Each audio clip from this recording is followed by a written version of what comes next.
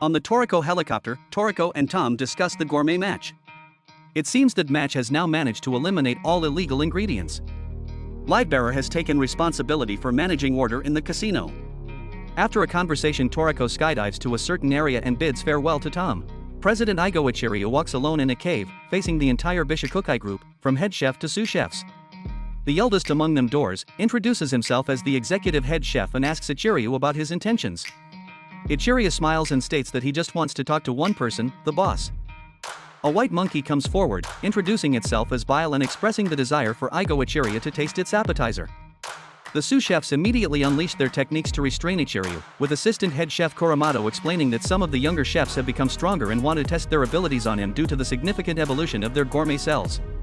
The monkey creature takes flight, but Ichiros effortlessly neutralizes all their supposedly strongest techniques, surprising Nicene, who informs his subordinates that Ichiros was once known as the world's top figure. He commands the group to unleash their full strength to stop him, and although they intensify their killing intent, Ichiros casually steps forward. He activates his Conqueror's Haki, a power of sheer attraction, causing the entire group to tremble. After suppressing the Bishokukai chefs for a while, the boss named Midora finally steps forward. Midora is one of the 3 disciples of Saint Acacia, akin to Chairman Ichiros, and he is the youngest and most favored by Saint Acacia.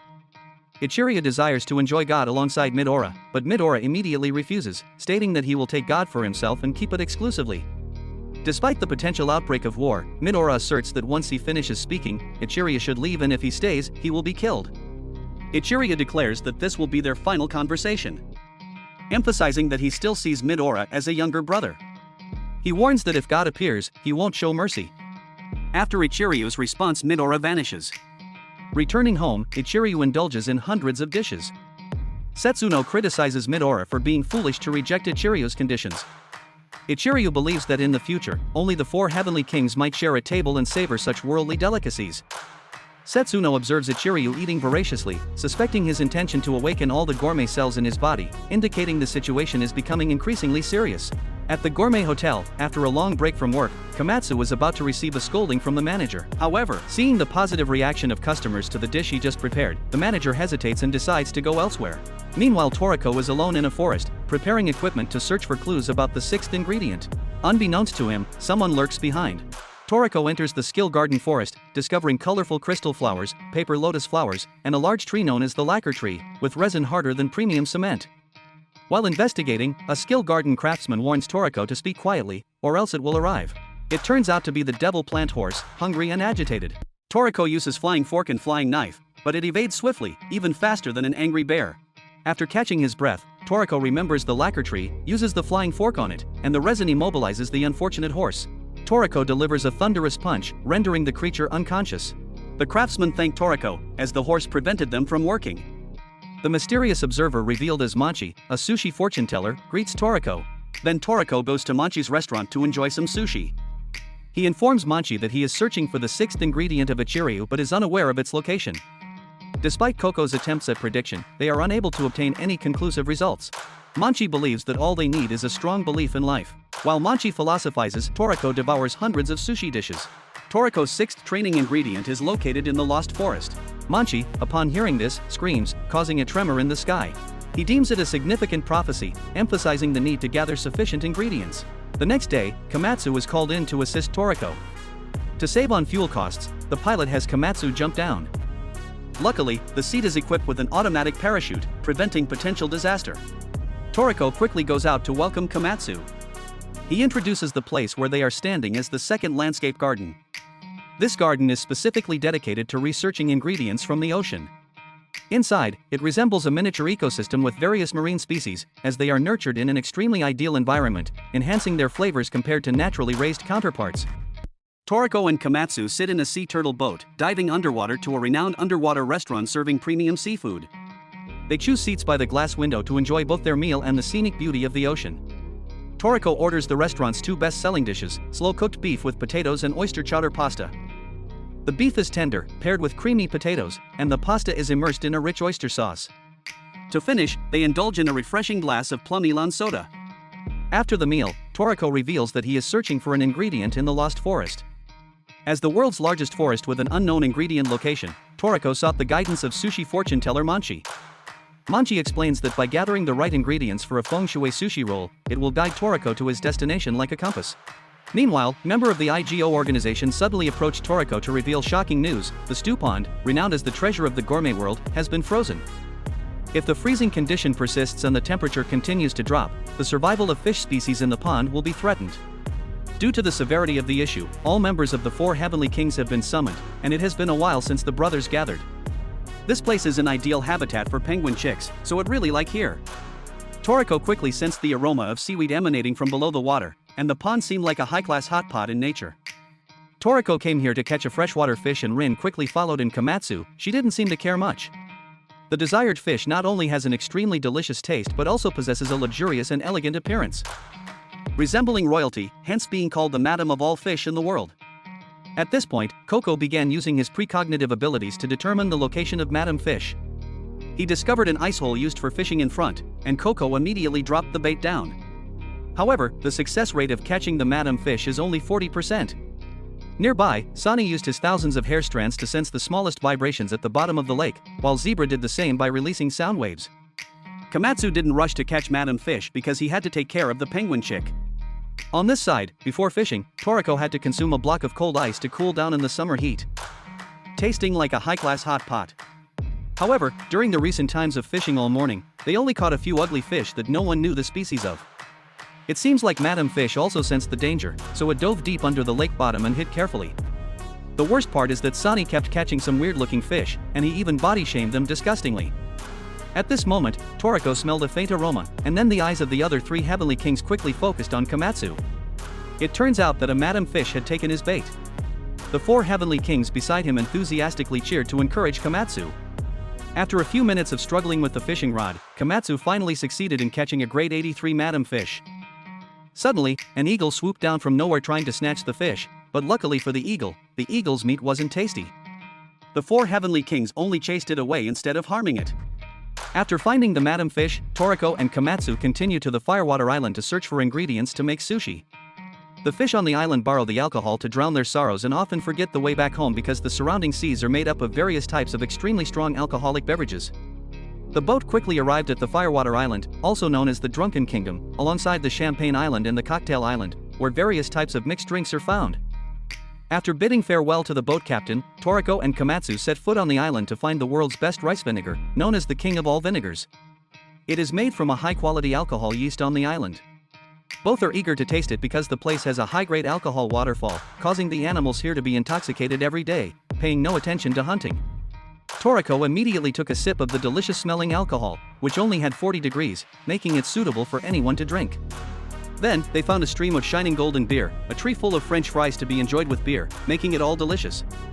Even when it rained, it wasn't ordinary water but a high-quality champagne rain. After a while, they found a great 48 emerald dragon, rumored to carry a lot of wine on its back. Coincidentally, Jiru, who is currently on the back of this dragon, invited them up to enjoy the wine lake. The wine here is extremely delicious, and Jiru regularly drinks wine for 7 days a week. Converted to market value, a small bottle of wine taken from the back of the Emerald Dragon is worth billions. Its rarity and value are evident. After 3 days of dining on the beer island, Toriko also brought back the best rice vinegar for mochi. However, the ingredients they have are still not enough to make sushi. Toriko comes up with the idea to seek Teppei's advice, thinking about the information obtained from Jiro. Based on Teppei's years of experience and training, he reveals that ant armor is made from coffee beans, the head is made from milk, and the abdomen is made from syrup. When boiled, it creates a drinking called ant coffee. Teppei also wants to introduce a few other ingredients to Toriko and Komatsu. Recently, Teppei has revived some important ingredients and is both worried and afraid of violating Igo laws. One such ingredient is the world's most foul-smelling fruit, the bomb durian, nicknamed the stink bomb, which looks like a weapon. The Igo organization is restricting its release into the market. Toriko and Komatsu set out to find this bomb durian. As they step outside, the intense smell prevents everyone from going except Toriko and Komatsu. Toriko mentions that the bomb durian is about 100 kilometers away, and he can still smell the durian faintly here. This smell is not yet the strongest of durians.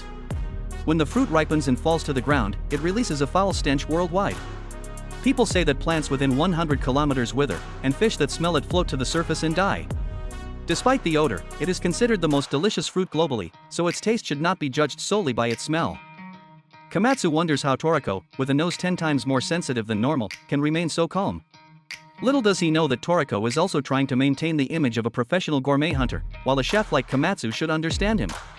Komatsu mocks Toriko for enduring the strong smell. After they finish talking about the scent, both of them age several years in appearance. This journey is indeed filled with stench and hardship. Soon, it becomes dark, but they continue to move forward in this foul-smelling atmosphere.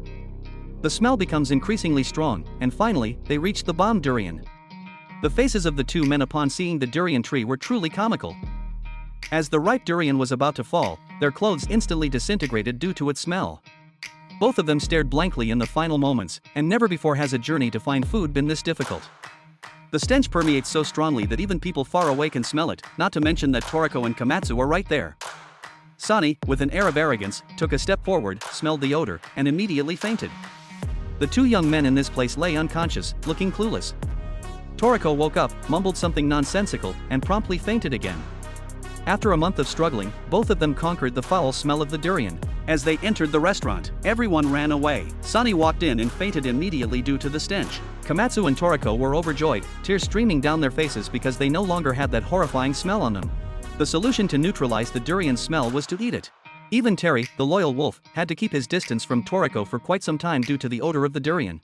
Now, to make feng shui sushi, only one missing ingredient remains, which is seaweed according to Mr. Mochi.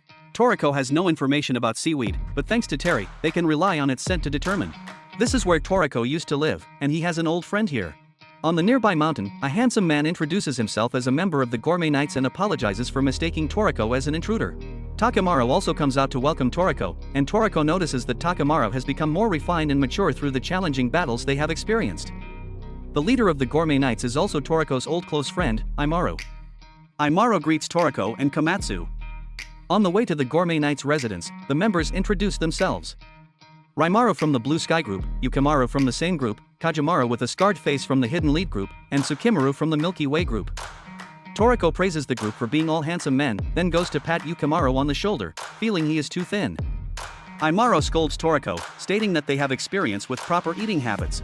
Both of them argue back and forth, exhausting each other. On the other side, Takemaro asks Komatsu about the ingredient they are looking for today, which is Iko nori, a type of seaweed. There is a nearby village called Ecoland where seaweed grows on the back of an electric turtle. Takemaro says that all the food in this place is pure, with a simple diet, and seaweed is the best. Toriko eavesdrops on the conversation and relies entirely on Takemaru. In the evening, Imaru and Toriko talk about the old days, both having a common goal of obtaining the god ingredient. Imaru has completed his entire menu, with mostly pure ingredients matching his restrained eating habits. Of course, god is the main dish he aims for. And Imaru promises to share it with Toriko if he obtains it. The two argue back and forth throughout the night. The next morning, Takemaro leads both of them to gather seaweed. He shares that the village uses everything from nature, no Wi-Fi, no phones, no gas, and no service personnel. Life is peaceful and quiet over the months and years. An old man in strange clothes throws bombs at rabbits for being disruptive, then scolds Komatsu for daring to look at him. The village chief, Nanchi, reveals that he is Mochi's twin brother and discloses that there are up to 5 people like them. Everything here is a gift from nature. In the evening, Nanchi leads the group to the turtle with seaweed, which provides electricity for the entire town. What Toriko needs is a thin layer on its back, and that is seaweed with a pure, sparkling scent. The recent bad weather has prevented the turtle from absorbing enough energy to supply electricity to the town. Therefore, Nanchi asks Toriko to help manually replenish energy.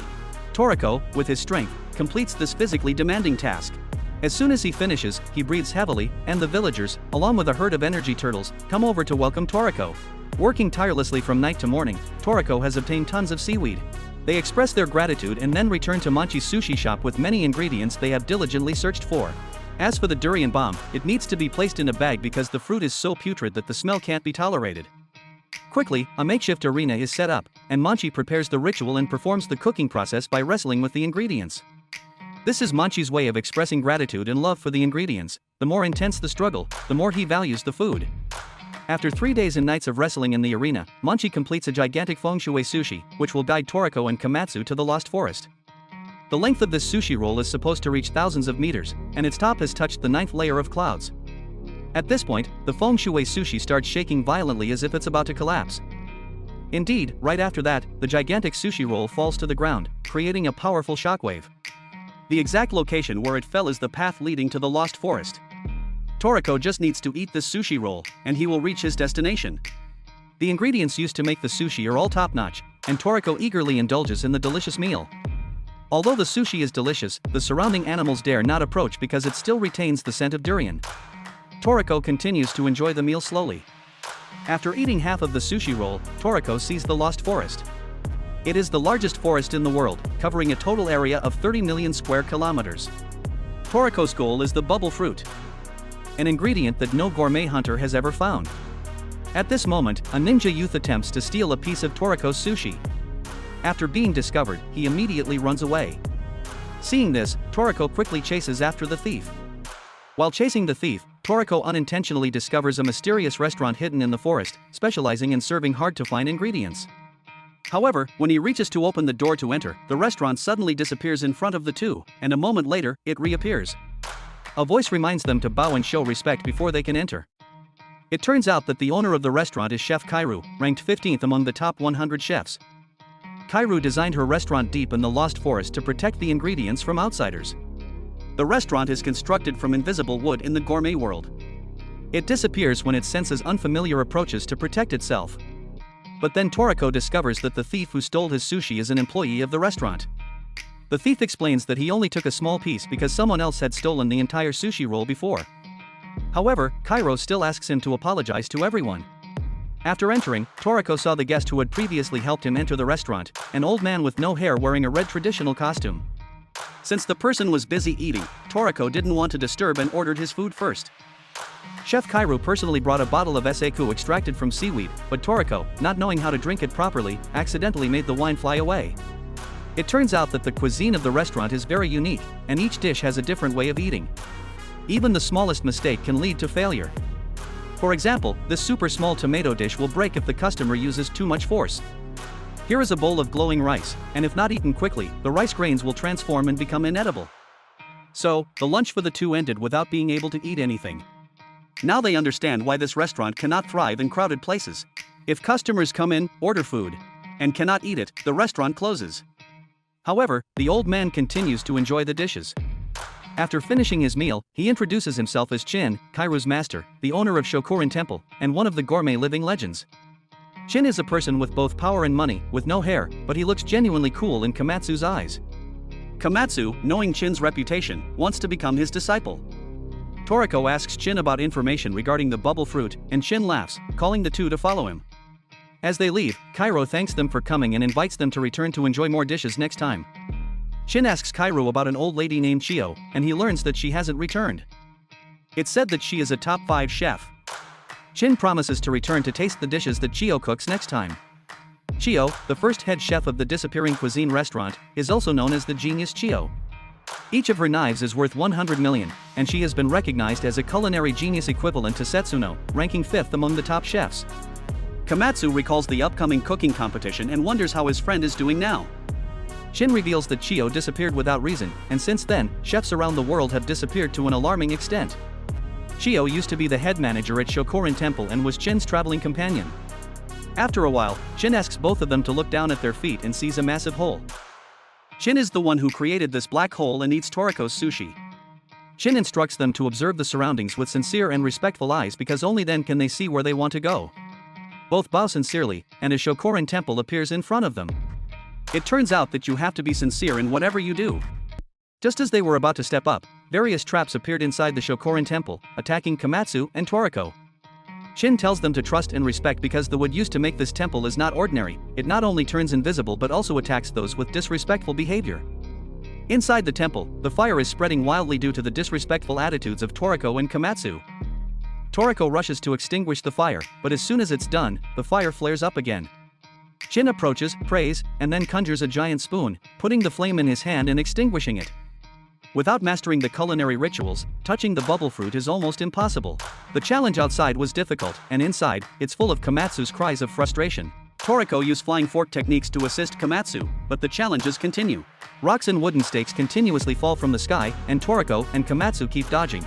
Chin says that when praying, the heart will be serene. Trust and putting faith in the essential principles of culinary rituals are the most crucial. Both seem to have understood something, sincerely pray, but suddenly, Toriko bursts into laughter, causing a large column to fall on his head, making him dizzy. Now both focus intensely and continue to move following Chin. In front of them, there are thousands of people like an army. Chin says that every year, about 100,000 people from young to old enter the temple to learn how to behave in cuisine. It is the strictest training place in the world. However, the people here are not guests but prisoners brought here.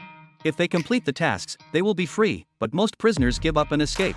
This young man is Sho, the manager of the temple, who comes to greet everyone. However, Chin introduces Toriko and Komatsu as Tom and Komi since he has a very poor memory for remembering other people's names. Toriko hopes to learn how to scoop fire like Chin, and she reveals that Chin's training is very rigorous. The 5,000-meter mountain swept the Toriko, Sani in the deadly waterfall, and it's the mountain Chin excavated from this place. Toriko admires the way this master conducts his training. Despite the cheerful atmosphere, if one accidentally dies, it would be unworthy of Chin's training program. The Fengshu sushi disappears in the forest because Chin skillfully dug it up. The reality is sometimes too overwhelming. After learning about Chin's harsh training methods, Komatsu and Toriko follow Sho to begin their training. In front of them is the main Shorin temple. The culinary ritual training is divided into 3 levels: basic, intermediate, and advanced. This temple is where the final exam for the advanced level takes place. To obtain the precious bubble fruit, at least Toriko and Komatsu have to pass the advanced level, and the fruit bubble is somewhere in this magnificent garden. That's Toriko's plan, and unexpectedly, he thinks it's simple but turns out to be true. It is right under the lake in this splendid garden. Toriko touches it, and it immediately breaks. Sho believes that Toriko now resembles a predator stalking its prey. And Toriko regrets losing the opportunity to obtain the ingredient. After analyzing Toriko, Sho wants to challenge Toriko to a fight. Both enter the arena inside, and the rule is whoever says give up first will lose. While Komatsu complains from above, after this match, it will be Komatsu's turn. Toriko attacks head-on with immense power, but it doesn't hit. Continuous long-range attacks from Toriko, but Sho gracefully dodges them all, even avoiding the flying knives. Toriko doesn't underestimate his opponent anymore and seriously activates his killing intent, turning one hand into a knife and the other into a fork, unleashing a deadly technique. However, Sho still manages to evade. Toriko launches continuous close-range attacks, but Sho avoids them all effortlessly. Toriko believes that running away won't defeat him, but as he finishes speaking, Toriko's clothes are torn. It's Sho's skill called Knife Leaf. Although Toriko's strength seems to be superior and Sho doesn't appear powerful, what Sho possesses is something Toriko cannot grasp. The fight continues, Toriko uses his ultimate power, and the strength is terrifying, but Sho hasn't broken a sweat, teaching Toriko in the process. In an instant, Toriko shatters the entire arena. However, this technique is useless against Sho, and it is inaccurate. Sho believes that Toriko's strength is meaningless. And if Toriko can comprehend the culinary ritual, it can significantly improve his current situation. Finally, Toriko says give up, but they make an appointment for a rematch. The next match for Komatsu is a cooking competition in the kitchen, and the rule this time is simple: whoever finishes turning the cabbage into threads first wins. Komatsu is confident in his ability to complete it within a minute because his hand movements are quite fast. He takes out Milk's kitchen knife, and the match begins. Just as he finishes speaking, before Komatsu can cut half of the cabbage, Sho has already completed it with a normal knife. Komatsu looks at him in awe. Sho gives advice that, although Komatsu's approach and emotions towards the ingredient are excellent, there are still many unnecessary movements, and he needs to practice the culinary ritual. Toriko bows and begs Sho to cook a delicious meal so that he can appreciate Sho's skills. Toriko's wish is granted as Sho cooks, but eating like this might dislocate his hand. Eating beans with these 5-meter-long chopsticks, eating each color separately, is like a torture chamber. At 3 a.m., Toriko and Komatsu were peacefully asleep when they were awakened. Sho handed them both martial arts uniforms, instructing them to put them on and meet him in the training hall. The exercise for the day was meditation. Both had to keep their minds calm and clear of any distractions to focus on listening to the essence of ingredients. The candle in front of them was made from torch horsetail, and it would extinguish immediately if the inner thoughts of the two fluctuated. They had to ensure the flame continued to burn for 30 minutes to be considered successful. After finishing meditation, Sho led the two to breakfast, which consisted of rice among eggs dish, fragrant and delicious but as delicate as an eggshell. Toriko tried to use chopsticks to pick it up, but they all broke, so he had to begin the morning training session on an empty stomach. Today, Sho taught everyone the basic greeting posture of culinary rituals, emphasizing the importance of expressing sincere gratitude to the ingredients. Any slight mistake in their movements would trigger the cactus to shoot them like porcupines. Then, Sho gave each person a seed to plant, the seed of the rose ham flower. They had to tend to the plant until it bloomed before they could eat rice, or else they would remain hungry. The next day, the tree bloomed, and a butterfly bread flew over to form a meat-filled sandwich. In order to obtain the fruit bubble, Toriko had to undergo rigorous training at the Shorin temple. The people there were well-versed in culinary techniques, so they were very strong. Komatsu believed that with diligent practice, the two of them would surely overcome everything. In the following days, both progressed rapidly. While it took an ordinary person a month to complete basic meditation, they only needed 3 days. To increase the difficulty, Shu decided to extend the candle's burning time to 2 hours. Breakfast was changed to super slippery eels, and even during the greeting posture practice, they had to balance a pudding cake on their heads. If they blinked, the cake would melt, signifying training failure. The exercise of picking beans with chopsticks was also upgraded from a pair of 5-meter chopsticks to a pair of 10-meter ones. While they were taking care of the rose ham flour and a butterfly bread flying in and nibbling on a piece, Toriko, angered, waved his hand to shoo it away, inadvertently triggering a devastating technique that destroyed an entire building. Shu explained that due to Toriko's heightened focus, his movements were becoming stronger and more precise, preventing energy wastage. This, he revealed, was the true power of culinary techniques. Not only Toriko but also Komatsu made significant progress. While previously it took him 20 minutes to remove toxins from a puffer whale, now he only needed 20 seconds, with the fish barely realizing the poison sac had been removed. There was even a tale of a fish being filleted to the bone but still living and swimming for years due to the chef's top-tier skills. The two progressed rapidly. They could now maintain 10 candles for 2 hours, easily pick up rice among eggs and slippery eels, and enjoy a delicious meal. Toriko could now effortlessly split a large rock with a gentle wave of his hand, while Komatsu could julienne vegetables thinner than hair. They completed the training much faster than Shu imagined. After hearing the news, Master Chin came to congratulate them but couldn't remember their names. After a brief moment, he named them Tom and Colin. Later, Master Chin took Toriko to a pond to try retrieving Bubble's fruit. This time, when the bubble touched their hands, it didn't explode like before. However, Master Chin revealed a surprising truth: the fruit bubbles here were just fake, used for disciple training. Now, Master Chin will lead the two to find the real bubble fruit. However, before setting off, he senses something dark approaching from above the clouds. At this point, Master Chin leads the two into a bubble forest.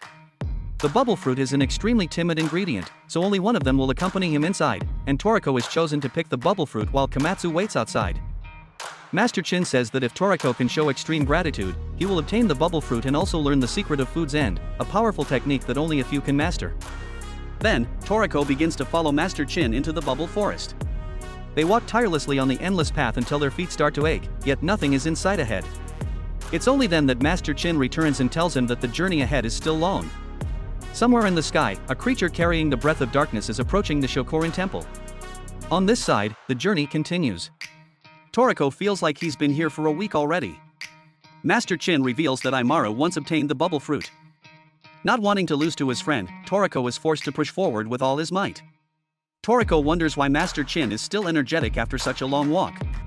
Master Chin explains that despite his small stature, he weighs over a ton.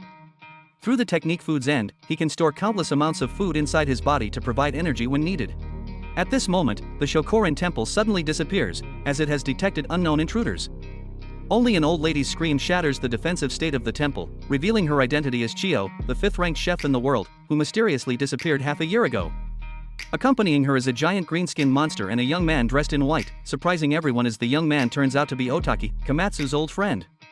They immediately begin to attack the disciples of the Shorin temple, causing many innocent people to be injured. Meanwhile, Toriko continues his journey to find the bubble fruit. The path ahead is still long, but Toriko is starving to the point where he can't take another step. The hunger overwhelms him, causing him to collapse and lose consciousness. In his haze, Toriko sees the shadows of his friends who fought alongside him in many battles. He feels his body becoming light. Could it be that he's truly dead? He hears the pounding of his heart, the voices of the ingredients once harmonized within his body, and he sends them sincere gratitude from the bottom of his heart. Suddenly, magic happens. Glittering fruit bubbles quickly appear and illuminate the forest, radiating warmth to all living creatures. Master Chin officially congratulates Toriko for successfully obtaining the bubble fruit. Toriko begins to eat one of the fruit bubbles, its sweet aroma instantly melting in his mouth. With each chew, its flavor intensifies. The bubble fruit becomes part of Toriko's body, and he masters Food's End. The bubble fruit continuously supplies energy to every cell of Toriko's body. Shortly after, he rises with a body full of vitality. Sensing danger, Master Chin quickly returns to the temple. Elsewhere, without Master Chin's protection, his disciples must face a formidable enemy. Chiyo has joined the gourmet organization, and an elderly man wields a few staff moves to demonstrate his strength, only to be swiftly defeated by Chiyo. She wields a pair of sharp dual swords, capable not only of attack but also defense, making her the most formidable opponent. Meanwhile, Komatsu is delighted to meet his old friend Otaki, who suddenly stabs him in the abdomen.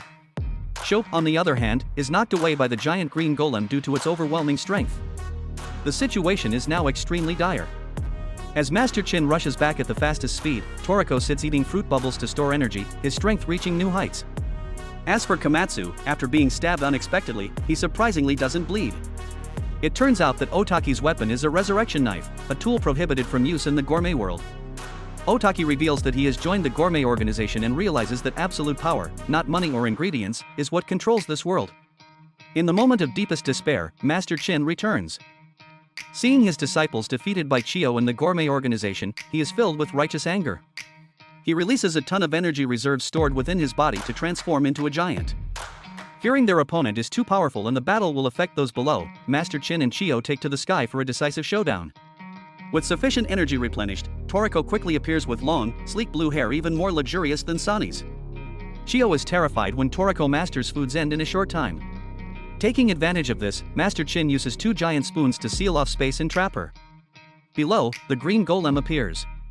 Shu reveals it to be the scrum beast, a hybrid of hundreds of natural predators. Despite his long hair, Toriko doesn't rush into battle. He cuts his hair short to maintain his handsome appearance. Then, with a light flick of his hand, Toriko dismembers the entire right arm of the scrum beast, which regenerates only to be smashed by his 18 rapid and powerful punches, shattering its body.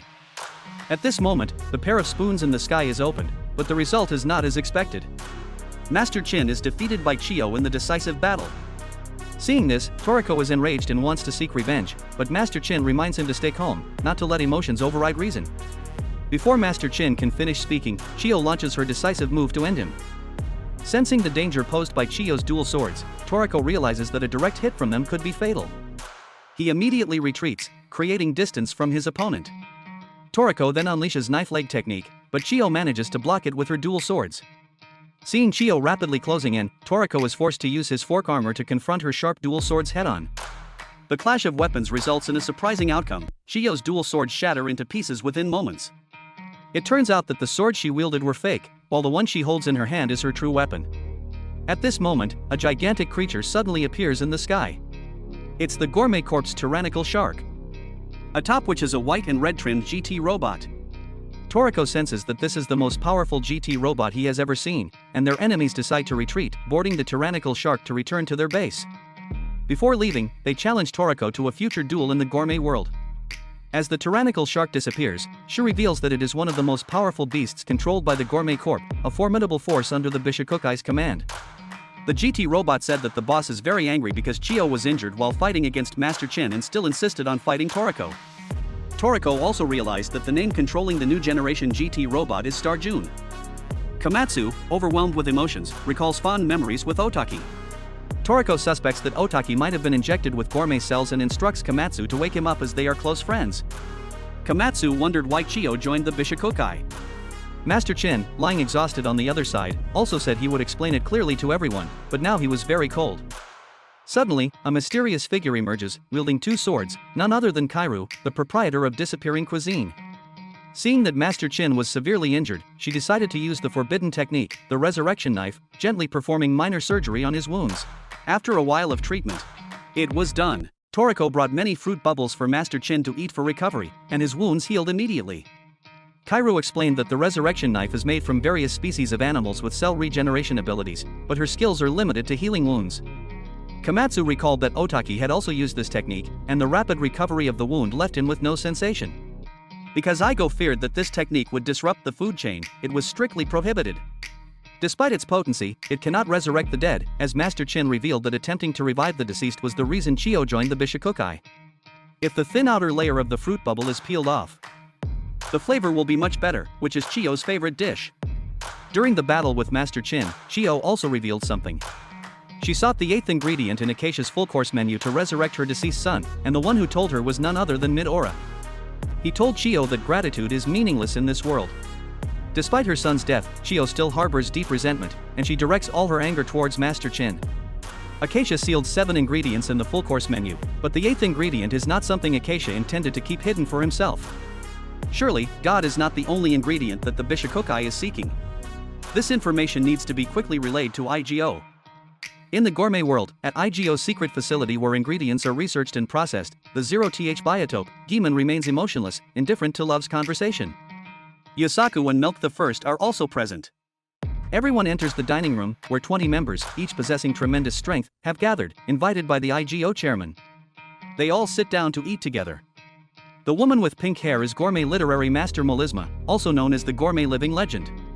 The elderly man is Gourmet Seatai Master Malaye, specializing in therapeutic massage and alignment.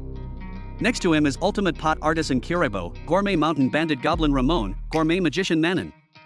Tak, a warrior of the Garo tribe, Assassin Megarodras, Martial Artist Gourmet Hunter Sakura, Gourmet Astronomer Rala, Gourmet Hermit Kusaru, and Gourmet Surgeon Adashino. Everyone discusses Master Chin's attack and the mysterious 8th ingredient that the Bishokokai is seeking. Today's main goal is to gather forces for God. Then, the IGO chairman asks Gourmet Astronomer Rala about shortening the Gourmet Sun's time, ensuring it will happen in about 6 months. Fighting the Bishokokai is inevitable, and if it happens, the IGO chairman hopes that the 0th biotope will remain unique. As the meeting concludes, everyone leaves. Rala informs the chairman about the 4 beasts awakening from their long slumber. A task he still needs to complete. Ichirio probably thinks the 4 beasts matter will be handled by his reliable disciples. In a month, the world's chefs will gather again, and the Bishokokai will likely come to capture them. Kusaru volunteers to be their protector. After the battle, Master Chin bid farewell to Toriko and Komatsu, the only disciples he remembered. Meanwhile, at the castle, Star June also tasted the fruit bubble, and Midora was engrossed in eating passionately to enhance his strength. At that moment, Alfaro stood lost in thought when Sushefyu informed him that Boss Midora was still craving food and they needed to find even more delicious ingredients because the bubble fruit alone wasn't enough. Sushefyu revealed that he had been investigating Acacia's menu, and the key to that menu might be the infinity bee. The legend about the bee species that could help locate Acacia's ingredients that these bees usually appear in places with bright sunlight. Based on this folklore, Sushefyu speculated that it might be hiding in the human world. You would undertake this mission along with the GT robot. Toriko returned to Komatsu's restaurant and enjoyed the dishes that Komatsu prepared. Toriko was impressed by the new ingredients that Komatsu could cook with after their training session. Suddenly, Gourmet Treasure Setuno came to meet Toriko and Komatsu because she heard that the two of them had mastered culinary principles. So she wanted to see if it was true. Setuno highly praised Komatsu's dishes on the table because they were all made from difficult ingredients. However, she had an important task for Toriko and Komatsu, which was to find a particular ingredient. Both of them immediately accepted the task and went with Tom to the sea. The special wheat Setuno wanted to find was the type used to make phantom noodles, which included flavors from ramen, udon, spaghetti, and many others, attracting the appetites of thousands worldwide. Everyone was eager to taste it because in the gourmet world, the exquisite flavor of these noodles couldn't be overlooked. First, they had to find the golden wheat, which was part of Komatsu's training with Setuno. Komatsu felt a bit overwhelmed when he heard about the honorific food. He thought that although he handled the puffer whale fish easily, he still hadn't reached the level of capturing the bubble fruit, feeling inferior to Kairu. Setuno mentioned that the golden wheat was in this sea area, but as they didn't know exactly where, Toriko asked the nearby fisherman, who directed them to a glowing island. The entire group ascended to the dazzlingly bright island, rendering them unable to see anything due to the blinding light. At that moment, Toriko suddenly snatched Tom's glasses and casually harvested the golden wheat. While they were harvested, Toriko stopped and told Tom and Komatsu to run because right in front of them was the GT robot. Toriko wanted to ask about the robot's purpose, but Shefyu, the robot's controller, attacked Toriko. Yu's main goal was to wait for the sunlight to rise high to catch the infinite bee, but his temper was a bit hot, so he attacked Toriko upon seeing him. Meanwhile, Komatsu was busy picking up the fallen strands of golden wheat. Surprisingly, Yu immediately leaped to attack head-on, then vanished. This GT robot was equipped with biological camouflage to blend into its surroundings, only revealing itself behind Toriko to deliver a powerful punch. Jojo at the castle praised Yu as the most outstanding controller of the GT robot in the Bishokokai. Toriko hurled his fork straight at the GT robot. But you asserted that even though it couldn't dodge in time, the GT robot wouldn't be affected at all because its armor was made of a new alloy, a combination of titan and the hardest material in the gourmet world, the shell of the clam. Despite Yu's claims, Toriko continued to attack relentlessly, proving theory and reality don't always align. You vanished again, but Toriko used his heightened senses to strike you. Unable to withstand Toriko's attacks, you attempted to use psychological tactics to distract Toriko, but Toriko not only grew stronger but also more determined. You signaled Jojo and intended to use the stored power of the GT robot. The robot's eyes glowed, but Toriko declared he would destroy the robot to protect the ingredient. You revealed that the machine was specially designed to move freely in any harsh environment. On the other side, Komatsu had gathered enough golden wheat. You rushed forward to kick but was blocked by Toriko, who retaliated, sending you flying. You persisted with another kick but was effortlessly thrown aside by Toriko as if they were just playing around. Toriko remarked that he hadn't fully exerted himself yet, mindful that the golden wheat material could be damaged. Despite Yu's reluctance to retreat in disgrace, he charged forward to punch Toriko directly, then disappeared stealthily. You rushed towards Komatsu's rear to capture the Infinity Bee, only to be drawn in by the golden wheat. It was acknowledged that Komatsu indeed had a lucky culinary touch, attracting both the Century Soup and the Infinity Bee. After seizing the Infinity Bee, you vanished as the GT robot had reached its limit. Both of them were sure that Setsuno knew Bishikukai would come there, but when they arrived at the restaurant, it wasn't the case. It was all because Setsuno was busy with something else. Setsuno requested Komatsu to come down to the kitchen, and Komatsu himself would cook Setsuno's noodle dish. Toriko assured him to be confident since he had just gone through a more challenging training session. Setsuno would guide Komatsu on how to prepare the dish and instructed him to listen to the voice of the ingredients. Komatsu took out his kitchen knife, swiftly removing unnecessary parts in a blink of an eye, handling everything very naturally. Setsuno handed Komatsu a bottle of Air 777, an ingredient, and told him to use it naturally since she had plenty of it. Toriko feared it would expand, but to their surprise, the golden wheat absorbed all 100 liters of water. Golden wheat was an extraordinary ingredient. When needed, it could produce sounds similar to human voices. It was Komatsu's first time making the golden wheat emit sounds, which pleased Setsuno greatly. As Komatsu kneaded, punched, the sounds of the golden wheat became clearer, sometimes even sounding like subscribe, subscribe. After kneading the dough all day, the golden wheat flour was finally ready. Setsuno felt very satisfied with its hardness and glossiness, similar to a baby's cheek. Today, phantom noodles would be sold again. And the live broadcast's host today was none other than Tina. It had been a while since they had seen this lovely reporter, and surely everyone remembered her well. Before the noodles appeared, Rin had already arrived, embracing Toriko. Komatsu would be the one selling instead of Setsuno today.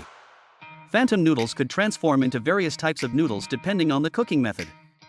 After some cutting and boiling, udon noodles were ready, and if the dough was cut thin and boiled with century soup, it would become century ramen. The two girls ate the noodles, their faces turning silly with delight. Toriko was no exception, enjoying the noodles with a blissful expression. Tom also arrived to indulge in the feast. And Komatsu gifted him a bowl of noodles shining brightly like sunlight. Komatsu continued to create another dish, a special yakisoba stir-fry to treat the early arriving guests, along with soy sauce ramen and bamboo slide noodles, nagashi somen. As the days passed, the guests became more and more crowded, bustling about. In no time, the evening sky had settled in, and Toriko's belly felt as if it contained a ton of food. Tina felt disappointed for arriving early and not being able to eat much. Setsuno believed that meeting those top chefs had made Komatsu mature a lot. The experiences and lessons had taught Komatsu valuable lessons. All he had been through were the most precious lessons. Setsuno's words sounded like poetry, like literature, captivating to listen to. After she left, she came back and let Komatsu know that preparing the special ingredient, golden wheat, for making phantom noodles, was as difficult as handling the bubble fruit. Surely, Komatsu would be able to cook it soon because his culinary principles were excellent. Nono arrived to pick up Setsuno and questioned why she had asked Toriko and Komatsu for help when she could make phantom noodles in 3 minutes. It was because Phantom Noodle wanted to challenge both of them. Setsuno's task, which Nono had completed, was to prepare 10 million emergency cup noodles with the finest ingredients. Teppei, listening nearby, guessed that Setsuno was handing over ramen cups and planning to abandon the food truck. At that moment, Coco walked on a grass field, scaring away a frightened scorpion, while Sunny calmly sat eating mush roses among the crowd. All three of them were still training to prepare for the battle before the Gourmet Four Beasts awakened. Setsuno informed Teppei that all 4 heavenly kings had now learned all the culinary secrets. At the Bishikukai castle, you had brought back the Infinity Bee. Teppei felt concerned because he had recently sensed a dangerous smell without knowing the cause. In the gourmet city, where the atmosphere is unusually quiet, at the King's Gourmet restaurant on the 330th floor, one of the symbols of the Gourmet Tower, the four heavenly kings are gathering for a meal. Suddenly, on the television, Tina delivers an urgent message from IGO advising people to follow IGO staff instructions to find immediate shelter. Meanwhile, Terry is carrying Komatsu along with luggage. Coco and Sunny are boasting to each other about their aristocratic eating habits, while Toriko and Zebra need no introduction. Komatsu has also arrived to pick up Rin. While dining, Sunny mentions that in life, one cannot predict what will happen, so it's essential to eat what you like and marry the one you love. Coco, on the other hand, believes in saving the best for last, thinking that things will taste better if eaten later. Toriko immediately states that as long as you enjoy what you're eating, any dish will suffice, while Zebra prefers actions over words, wishing the dishes in front of him would turn into his favorites. During the past week, Komatsu and Kairu at the disappeared restaurant learned how to cook bubble fruit. Today, he will bring it to the four heavenly kings to enjoy. Rin boasted about a monster-level measuring device with a level over 100, which made Komatsu worry for the four heavenly kings. Today, the group sits down to discuss their final training ingredients, all of which are sleeping beasts in the gourmet worlds. Four beasts. Outside, people are seeking refuge due to IGO's warning of an impending storm, alongside a notice that the four beasts will destroy two gourmet world areas and advance toward the human world. 30 billion people are taking shelter at the center of the human world. The television program here concludes as everyone evacuates to Food Plaza Park. Mr. Masan said to the IGO business director that perhaps the favorite food of the four beasts is humans, so they have come a long way here. Humans will not lose because President Ichiros will defeat them, but now the president is in the 0th biotope, so hopefully, trust will be placed in the four heavenly kings. While the world worries, Toriko and Zebra continue to fight over a steamed bun. Coco and Sunny remain calm, considering it an everyday occurrence. Head chef Yuta brings the food to the group and is pleased to see the four heavenly kings not tense despite facing the four beasts, so he offers them all the top dishes. Yuta has evacuated all his staff. Toriko admires his courage in not evacuating like others. As Toriko speaks, Zebra devours all of Yuta's cooked dishes. Rin and Komatsu bring the bubbles fruit they prepared for everyone to enjoy. Komatsu is so impressed with the top chef that he asks for his autograph. Everyone sits down and enjoys the bubbles fruit. After being cooked, the intensely sweet tastes like melted pudding on the tongue. Just as Master Chin mentioned. Taking just one bite, the gourmet cell of the four heavenly kings grows significantly. Rin also has an important task here, which is the chairman giving her a video message to request. The four heavenly kings open the video, and the chairman instructs them on how to defeat the four beasts. They divide into four directions: east, west, south, and north, advancing into the human world. Humanity is hiding at the center, 1,000 square kilometers away from them. To fight, they need to divide into four directions to swiftly defeat the four beasts and prevent them from entering the restricted area. If they manage to enter the restricted area, it will be the end for humanity. After finishing their meal, the four heavenly kings called their pets to prepare for battle. Zebra's pet is a gigantic Daruma horse, its level unknown, borrowed from a hermit. Meanwhile, volcanic eruptions signal the awakening of the gourmet four beasts after hundreds of years of deep sleep, and the four heavenly kings have divided themselves into four directions to stop their return. All the armies are immediately mobilized, and on the screen, there are many scenes of desolation, where the gourmet four beasts have passed, all life is destroyed. On the human side, there are over 100 tanks, missile-equipped aircraft, and the most modern naval warships. However, when facing the gourmet four beasts, the entire fleet was wiped out in just 10 minutes. They truly are machines of destruction, bringing catastrophe to the human world. At the moment when humanity feels most desperate, the four heavenly kings have appeared at four different battlefronts. Toriko and Battle Wolf Terry's opponent is Fong King, level 100. Rin and Komatsu also follow to observe. To be cautious, they maintain a distance of 5 kilometers and use smoke to mask their scent so Fong King cannot detect them. Fong King immediately strikes, but Terry manages to dodge. Despite being far away, the impact is strong enough to blow Rin and Komatsu away. Taking advantage of Battle Wolf's extreme speed, Toriko approaches Fong King and delivers 30 consecutive blows to its abdomen. He also wore a scanning device on his hand, which is designed to measure the level of the opponent. It is made from the tongue of a flower-eating tiger. Toriko used this device to scan Fong King and assess its danger level. The reading displayed on the device is 127. Sunny's King Octopus Kong is 132, Zebra's Mount Turtle is 130, and Coco's Invade Death is 140.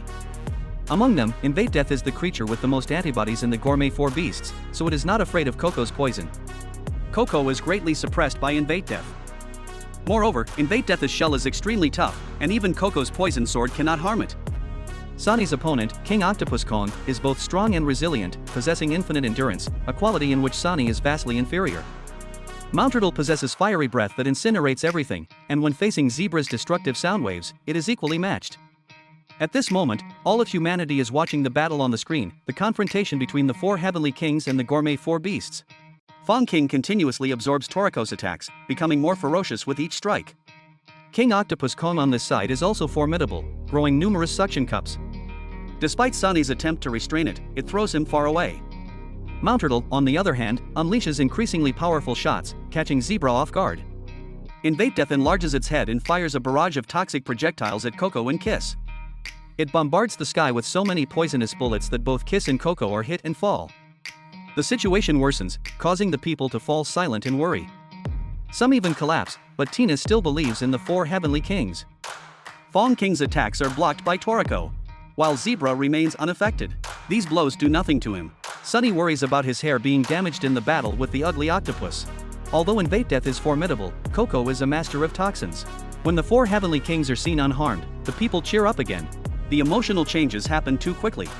Rin opens her laptop to review Chairman Igo's messages, as Zebra did not listen earlier. Invade Death now pumps poison directly into the ground to shoot it into the sky, covering a vast area. Coco puts on armor to confront Invade Death because he is not afraid of poison. Queen restrains the octopus's legs, Sunny uses his super long and smooth hair to attack, and Zebra uses the sound bazooka to blow away Mount Turtle. In the sky, a shower of shooting stars falls directly on Invade Death. Toriko asks Fong King a few questions and will let it know what the principles of gourmet food are and why this anime is called Toriko. Chairman Igo reveals the truth: there are not 4 true beasts, only one. The true beast sent these 4 into the human world. In other words, they are the limbs of the true beast. But more importantly, someone is controlling these 4 beasts in the shadows.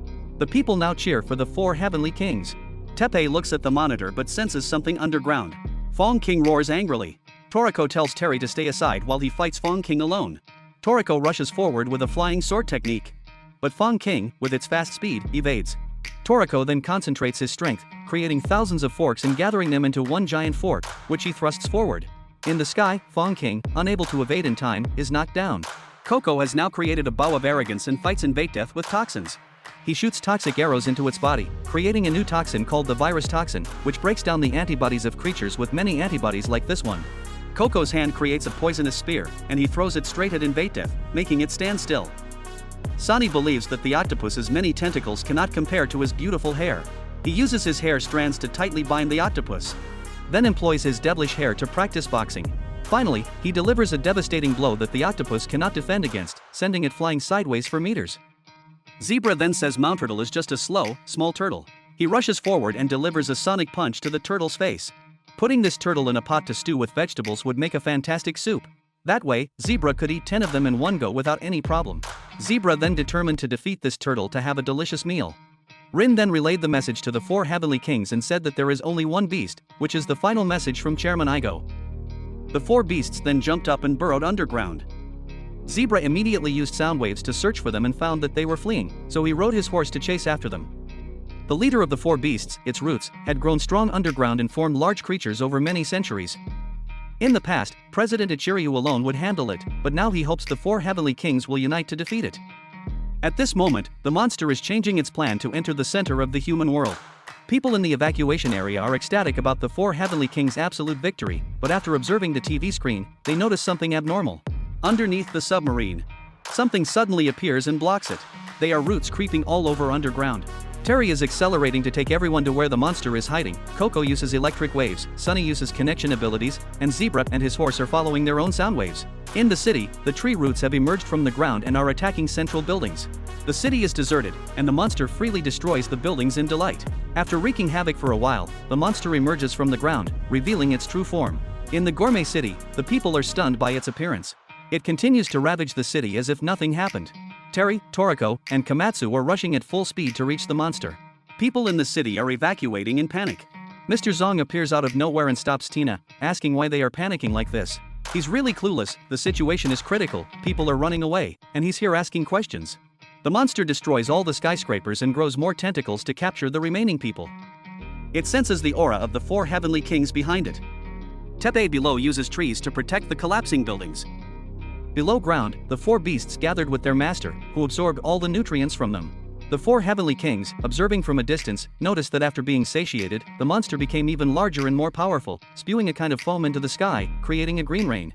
Coco described it as a cursed rain, stating that if humans were hit by this toxin, they would die within an hour. Therefore, Coco urged everyone to go to Yuda's gourmet tower to bathe immediately, as he had detoxifying food. Yuda, observing from afar, also noticed the dire situation. At that moment, Komatsu and Daruma Horse were tasked with retrieving the antidote. The four heavenly kings assembled a battle plan to defeat this monstrous green creature. On the other hand, Mr. Zong still thought it was a film trick, while Teppei continued repairing the collapsed buildings.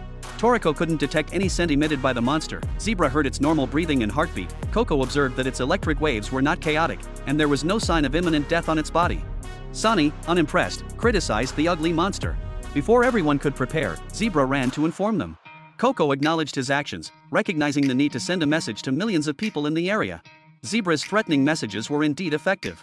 Then Zebra used thunder sound, followed by a thunderous punch on the monster. Komatsu reached Yuda, who hesitated to provide the antidote, saying it was impossible at the moment. On the other side, Zebra was punched far away by the green-skinned monster, infuriating him. Kiss disrupted its vision with its fur, while Coco covered himself with poison armor, but their attacks were futile. Yuda could produce the antidote, but providing it for 100 million people at this moment was impossible. Even at the fastest pace, only 100,000 people could be helped. Queen tied its legs. Sunny used his hair demon to strike, but the punch transmitted through the creature's body and struck Queen, leaving Sunny unable to move and falling down.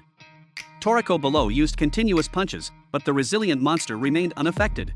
Rin measured its power level to be 320. Yuda needed skilled individuals, and Setsuno and her apprentice Nono arrived. Is the top-ranked cooking server high enough for Yuda?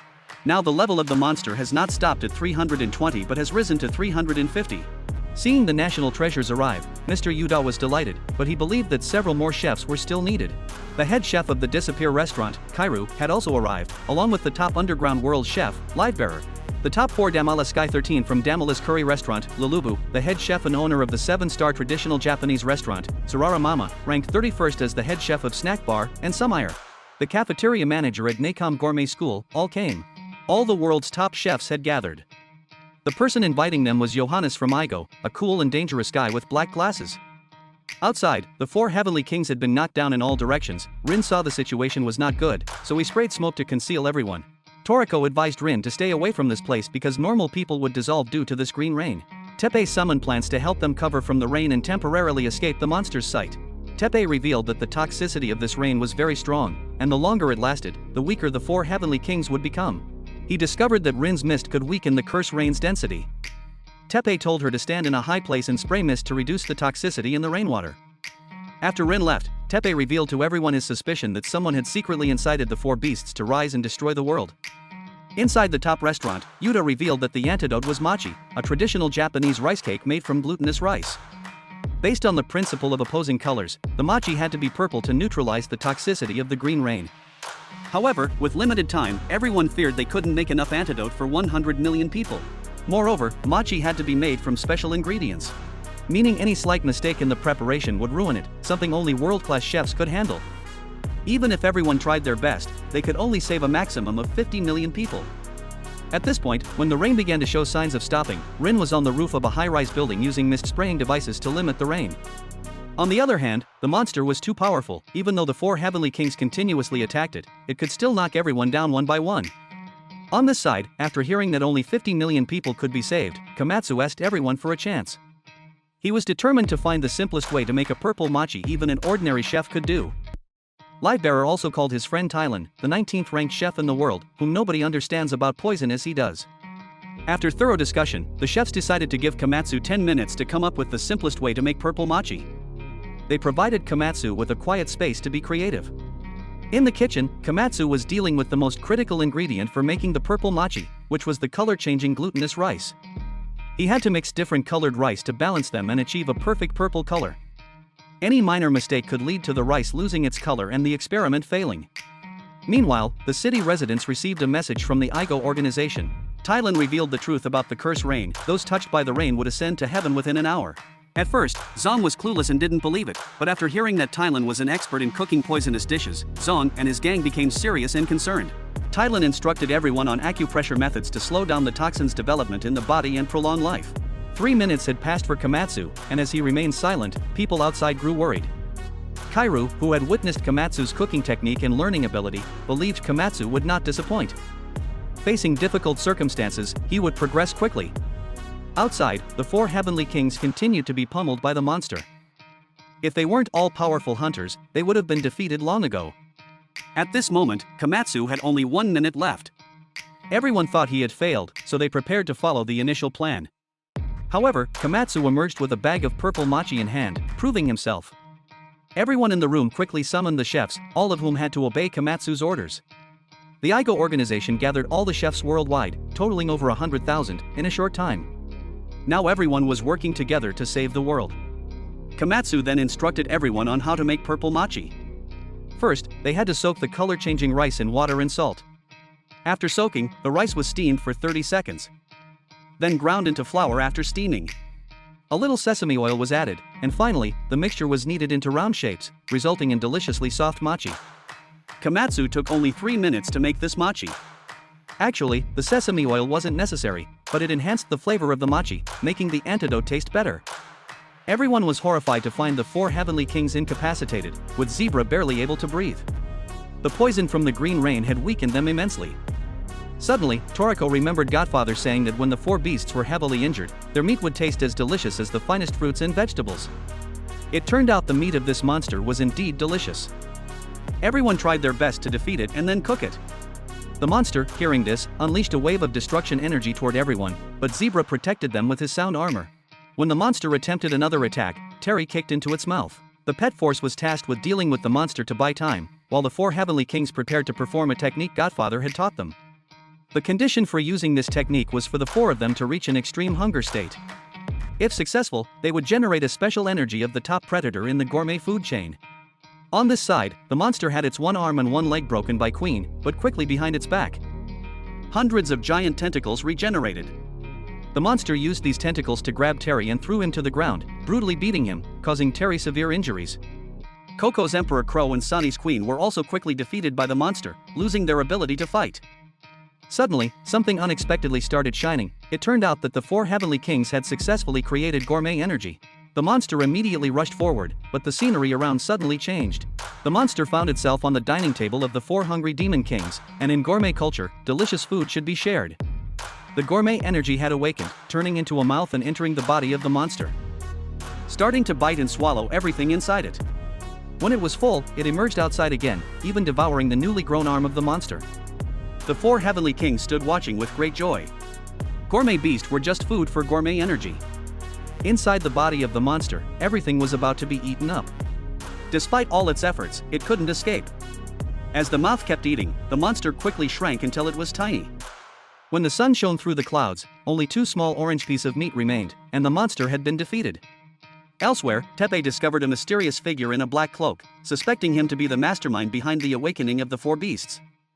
Luckily, the four heavenly kings' pets were only slightly injured and quickly recovered. Komatsu then brought purple mochi to everyone to neutralize the poison in their bodies. The mochi was soft and chewy, and the antidote was delicious. At that moment, the meat in the sky suddenly exploded. It turned out that those who had been eaten by the four beasts were still alive. They quickly reunited with their families. The remaining meat fell down, emitting a tantalizing aroma. Zebra seized the opportunity to eat a big piece, making Sunny furious. The remaining meat was quickly transported to the chefs to prepare food for everyone to enjoy. There were fried rice, curry, hamburgers, beef steak, gourmet grilled meat, and many other dishes served to everyone. The four kings also sat down to eat enthusiastically.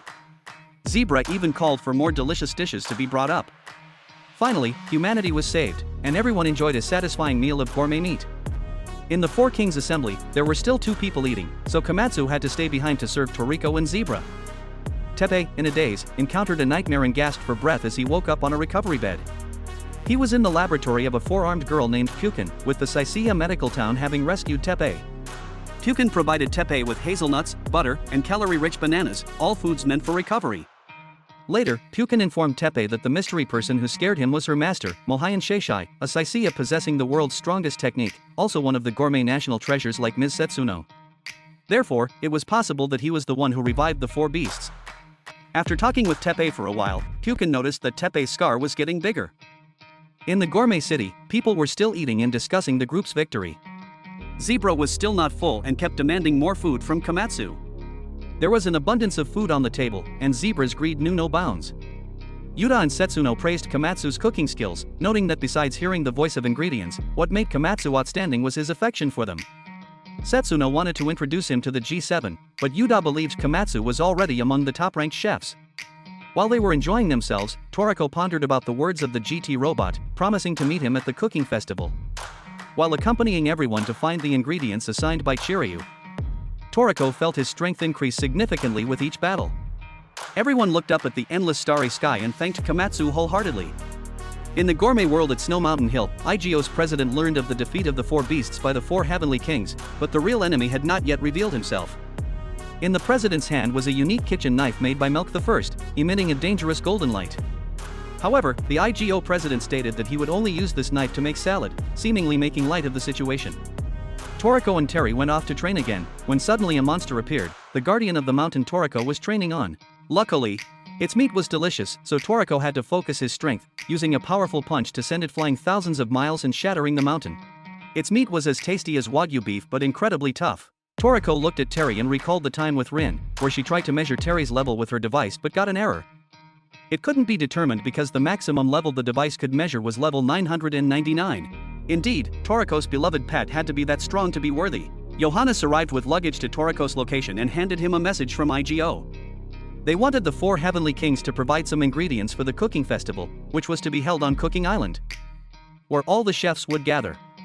On this day, billions of people were expected to attend, and the event would be broadcast live worldwide. Due to the four beasts' invasion, the ingredients prepared for the festival were lacking. 8 botanical gardens were severely damaged and unable to supply the ingredients. The ecosystem was also severely disrupted, and the ingredients Igo requested from Toriko were creatures from the gourmet world. In Igo's hotel, Komatsu had become world famous for making detoxifying mochi. The manager now looked at Komatsu with great satisfaction and thanked him. Thanks to him, the restaurant's business was thriving, and the manager worried that someone might kidnap Komatsu. Just as he finished speaking, Toriko appeared.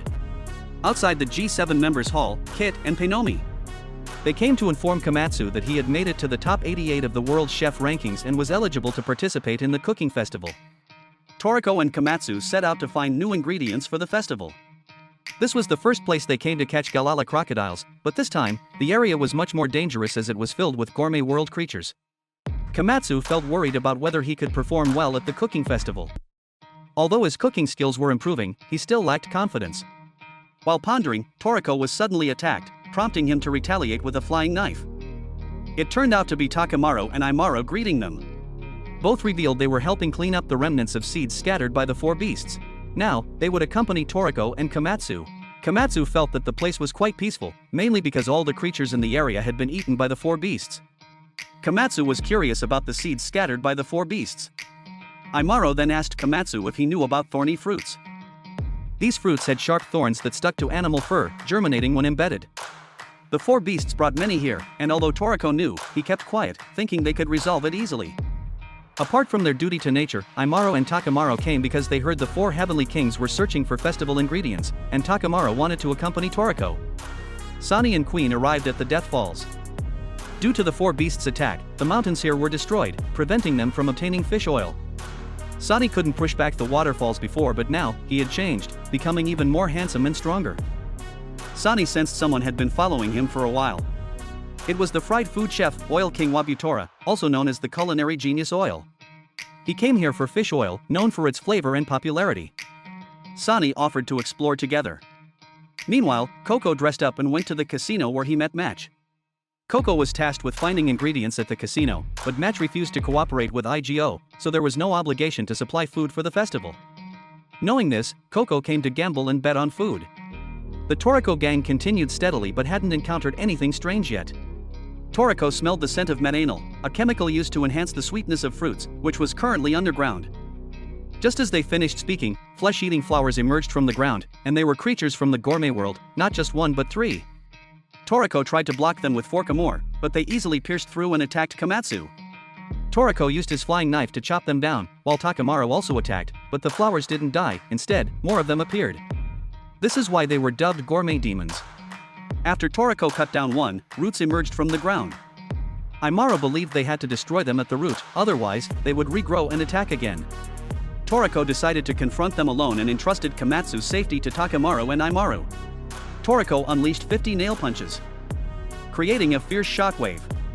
Imaro and Takemaru observed how much Toriko had changed over time. Sunny was quite surprised when Wabutora walked on water because his body was coated in oil, making him wonder why he couldn't detect how to find oil here. Afterward, Sunny taunted Wabutora, making him quite annoyed and wanting to have a fight with Sunny. Coco and Match went to the casino. Coco inquired about King Jita, and Match recounted that he and Chef Joe had disappeared. Coco suspected that the mastermind behind everything was the Bishokukai and then rolled the dice. Zebra returned to the pyramid in the Gourmet Desert and met his old friend, the Sphinx. The root of the plant creature had appeared in its original form, called Mon plant. It contained chestnuts because it smelled of methanol and furanol. It shot sharp thorns, but Toriko's flying knife didn't affect it. Toriko found it very strange, but the stranger it was, the more delicious it could be. Toriko displayed his knife skills, and although the plant creature dodged, the knife struck its head, shattering its protective shell. Toriko delivered another blow to its mouth, but the plant's ability to regenerate was formidable. Meanwhile, the Oil King opened a bottle of super spicy chili sauce and swallowed it all in one breath, making Sunny feel a sore throat just by looking at him. He began to excrete oily substances, intending to pass through the swift-flowing waters of Death Falls. Back in the Gourmet Casino, Coco decided the outcome of a red-black game to determine victory or defeat and gather rare ingredients here. Zebra gently advised the Sphinx to climb quickly to avoid his anger. Back to the battle between Toriko and the monstrous plant, Toriko innovatively created a new technique infused with the destructive power of 50 spikes, delivering a devastating punch that shattered the creature's body, ultimately succeeding in defeating the target. He decided to name this technique the Supersonic Spike Shot. Regarding the Oil King's oil, it could only block the rushing water but not the falling rocks, which led to Sunny's dissatisfaction and many complaints. After Toriko defeated the monstrous plant, Komatsu used the ingredients from its body to make food for everyone. The flavor was incredibly delicious, but Toriko, being a bit gluttonous, ended up eating the entire portion of ingredients that was supposed to be brought back to the IGO organization. At this moment, the appearance of an old man made Komatsu extremely nervous, and it turned out his identity was Zoz, the king of cooking, the top-ranked chef. Zoz had won the cooking festival championship a whopping 14 times, and even a touch of his hand was enough to turn the super tough outer shell of the monstrous plant into dust. Upon receiving news of the upcoming cooking festival, all chefs from around the world had gathered on the famous Culinary island to take on the challenge. In a certain vehicle, Toriko was happily enjoying his meal, while Komatsu appeared worried because he had decided to register for this competition. His opponents were all top-tier chefs, and Komatsu mainly joined to get their autographs rather than out of confidence. The vehicle quickly brought the two to the location of the cooking festival, a highly renowned holy ground for chefs. As soon as Toriko stepped out of the luxury car, everyone there hunted him down like Korean idols. Sunny found this creepy and created an invisible shield to protect himself from the fanatical fans. Coco simply warned not to touch him if they didn't want to be logged out, while Zebra, with his fierce face, scared people off just by being seen. Finally, Komatsu was warmly welcomed by everyone for discovering the simplified way to make mochi, saving the world. Soon after, some familiar faces like the live bearer and Setsuno also appeared, followed shortly by the IGO's black suit guards. They were here to ensure everyone's safety from something Toriko was also aware of. Reporter Tina quickly reported that many people had gathered at the cooking stadium, with a capacity of over 100 million. Outside the stadium, over 3 billion people were watching the festival on television and online platforms. The winner would receive the title of Super Chef, a feat achieved by only 5 people in the world.